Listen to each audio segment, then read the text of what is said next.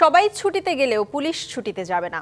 যারা বাড়ি যাবে ও যারা ঢাকায় থাকবে সবার নিরাপত্তায় পুলিশ নিয়োজিত থাকবে বলে জানিয়েছেন স্বরাষ্ট্র সচিব নাসিমুল গনি। আর ঈদের টানা ৯ দিনের ছুটিতে অর্থনৈতিক কোনো স্থবিরতা হবে না বলে জানিয়েছেন অর্থ উপদেষ্টা ডক্টর সালেউদ্দিন আহমেদ। তিনি বলেন, প্রায় সব উপদেষ্টাই ঢাকায় থাকবেন, তাই সমস্যা হবে না। বৃহস্পতিবার সচিবালয়ে ক্রয় সংক্রান্ত উপদেষ্টা পরিষদের বৈঠক শেষে তিনি এসব কথা বলেন। এছাড়া হাসপাতাল ও ফায়ার সার্ভিস সহ সকল জরুরি সেবা চালু থাকবেও জানিয়েছেন তিনি। না না না আমি সব আমরা বিশেষ পরিকরে ইভেন উপদেষ্টা মন্ত্রীর সদস্য বেশিরভাগ আমরা ঢাকা থাকবো, এটা কথা হয়েছে।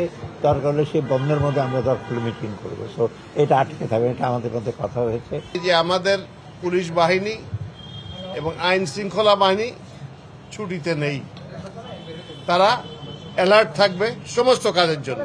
ইনশাল্লাহ আমরা আশা করি যে আনটুয়ার্ড কিছু হবে না এবং আইন শৃঙ্খলা বাহিনী অনেক সতর্কতার মধ্যে থাকবেন এই সময়টা। উৎসবের খুশি হবে নগদে বেশি, কারণ ঘন্টায় ঘন্টায় আছে গিফট জেতার সুযোগ।